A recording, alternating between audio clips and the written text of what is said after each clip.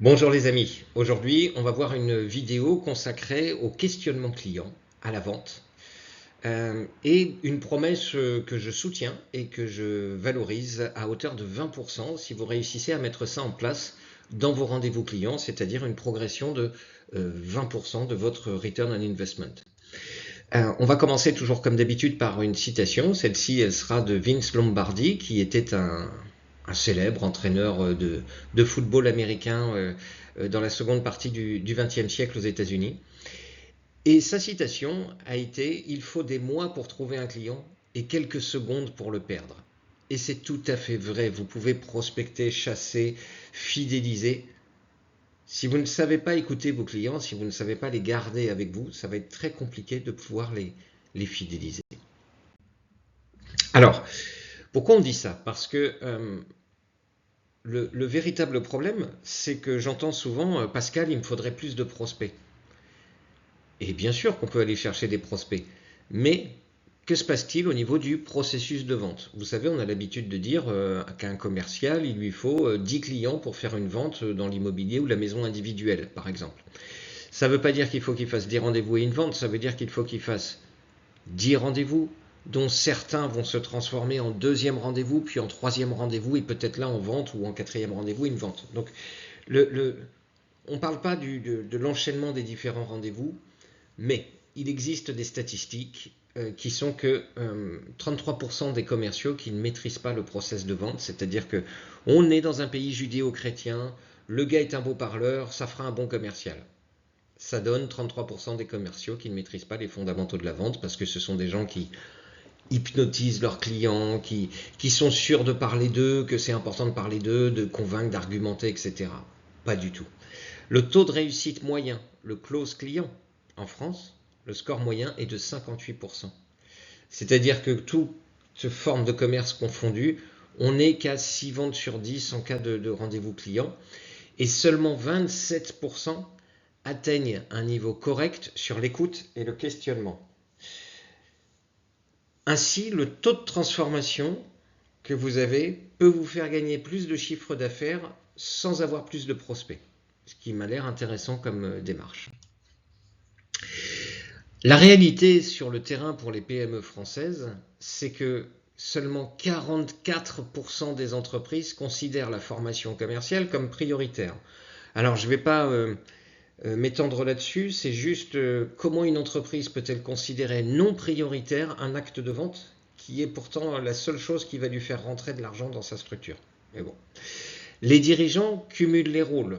Donc il n'y a pas de structuration des rendez-vous, c'est souvent des taux de transformation améliorables parce que le dirigeant doit tout gérer et donc n'a pas forcément le temps de se former effectivement.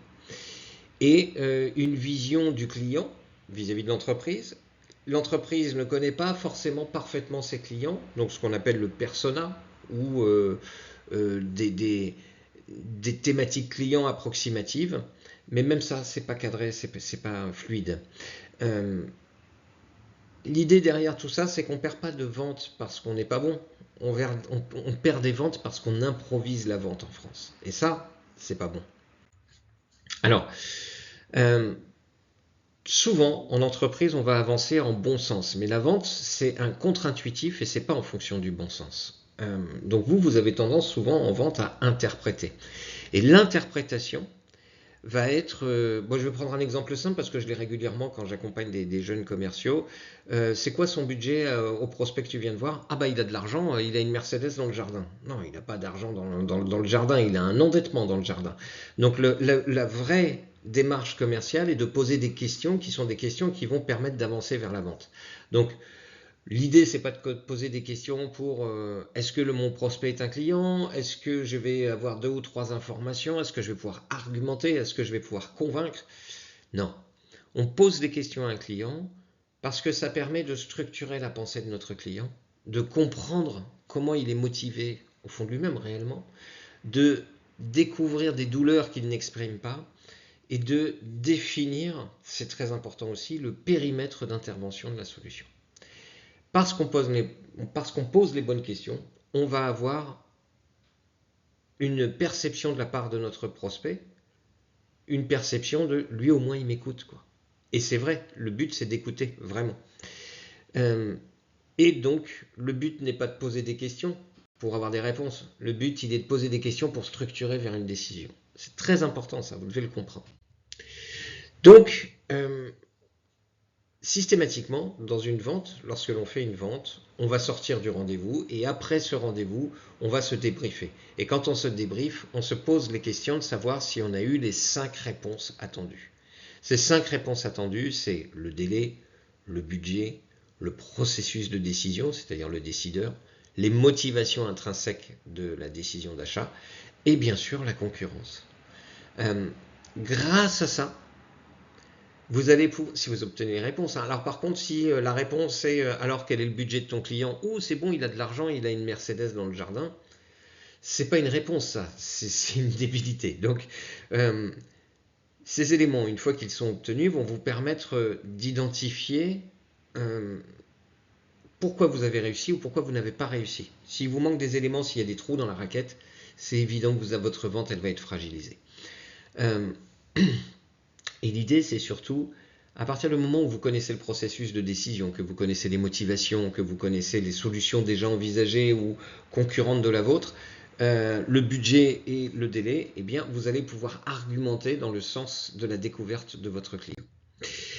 Euh, et donc, on va aller voir 6 questions, en fait. C'est 5 éléments et une 6e question. Et au travers d'une grille qui va vous permettre de comprendre un petit peu l'idée. En fait, quand on pose une question, c'est quoi votre délai? Vous allez comprendre que, en fait, on vous pose la question sur c'est quoi cette date dont vous me parlez? Qu'est-ce que ça veut dire? Vous devez comprendre la véritable urgence de votre client. Parce qu'une date, effectivement, ça ne veut strictement rien dire. Et donc, vous allez devoir poser plus de questions autour de cette date. Mais pourquoi cette date? Et si à cette date-là, ça se produit plus tard? Ou si on le produit avant, si ça se fait avant? Et si ça ne se produit pas du tout, comment ça se passe?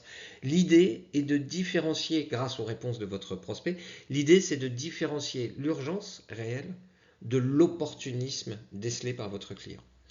Et donc, euh, l'idée est de comprendre que s'il n'y a pas d'urgence, il n'y a pas de décision. Donc si votre client vous donne une date et vous répond ouais mais on verra bien, c'est pas urgent, il n'y a pas d'urgence, donc il n'y aura pas de vente. Donc si vous ne comprenez pas la date et la raison de cette date, vous aurez du mal à argumenter dans le bon sens.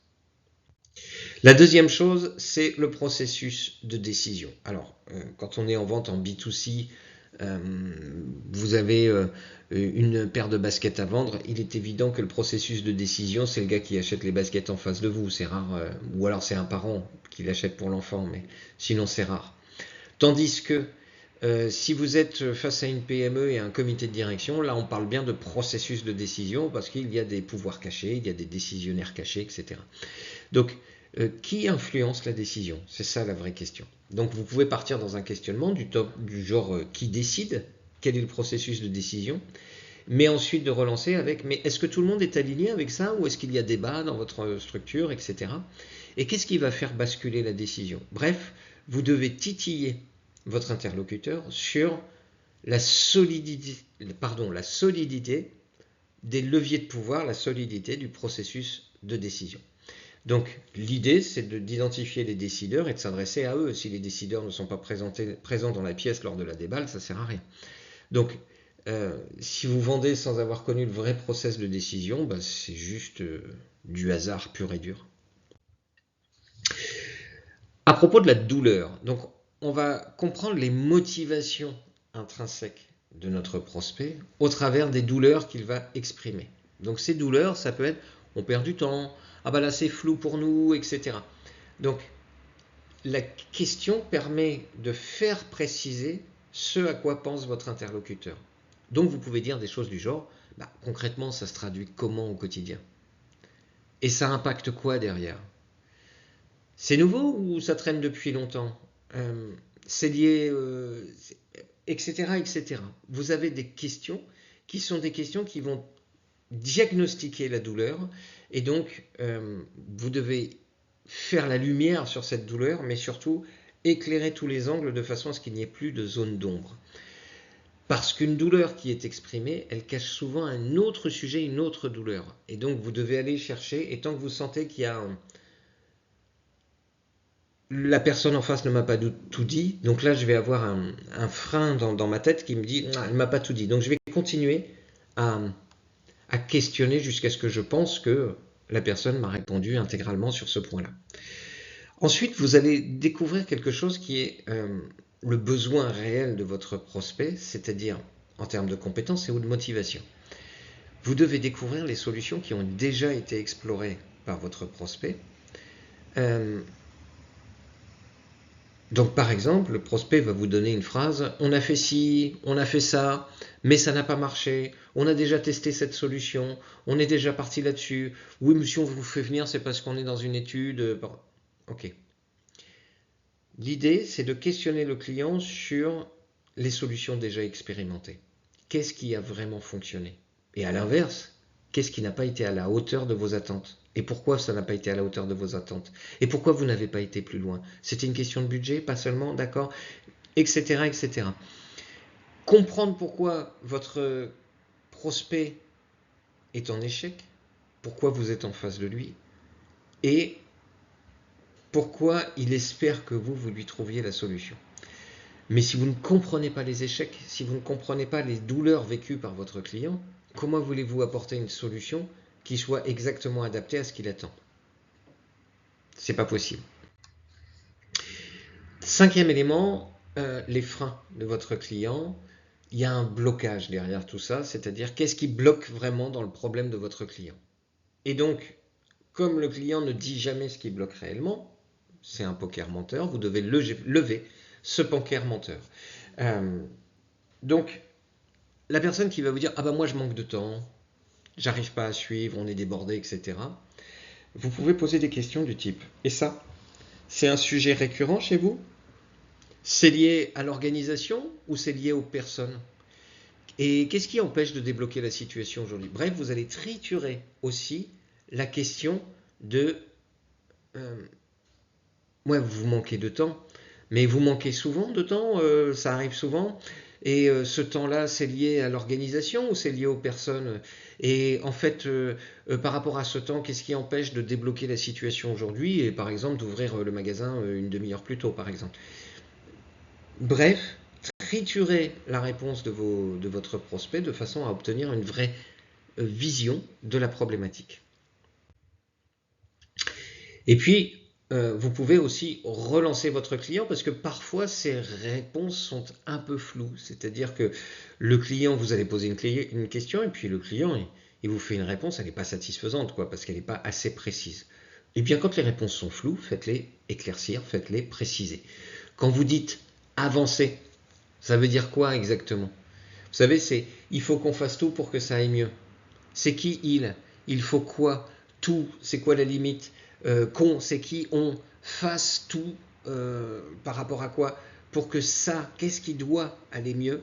Et que ça aille mieux. Mieux que quoi? C'est quoi la notion de mieux? Bref, on pourrait questionner beaucoup de choses quand quelqu'un nous fait une assertion trop vague.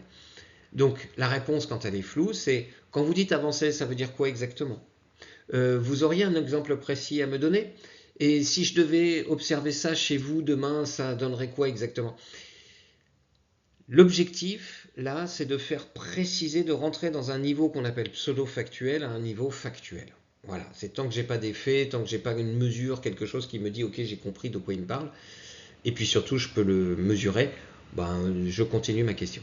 Et puis, une autre façon de parler avec votre prospect, c'est de faire le tour de la question. Par exemple, vous avez creusé un point, ou vous arrivez en fin d'entretien, mais vous avez creusé un point, et à la fin de ce point, vous savez que vous avez à peu près fait le tour, mais vous voudriez quand même mettre un petit couvercle là-dessus.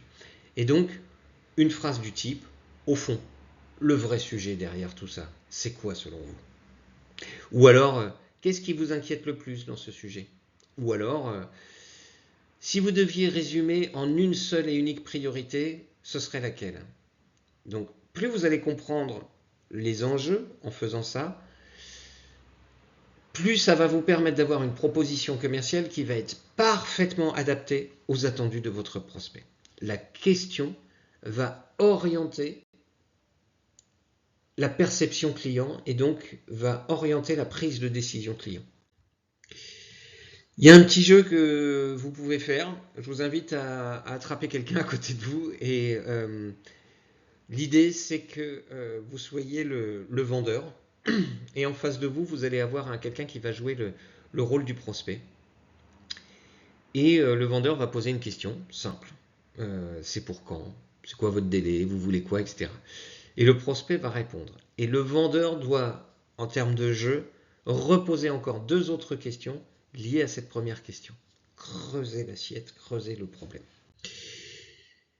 Et pour passer à l'action chez vous, moi ce que je vous invite à faire, c'est de mettre toute cette micro-formation, si vous le souhaitez, moi je vous l'envoie en PDF, vous mettez toute cette micro-formation dans votre intelligence artificielle, en PDF, et vous lui dites, ok, bah maintenant aide-moi à perfectionner mes méthodes commerciales. Et vous pouvez même faire un jeu de rôle avec votre IA en direct. L'idée étant d'aller chercher plus 20% de chiffre d'affaires grâce à l'optimisation de votre questionnement en rendez-vous client. Je vous souhaite de bonnes ventes et je vous dis à très bientôt. Au revoir.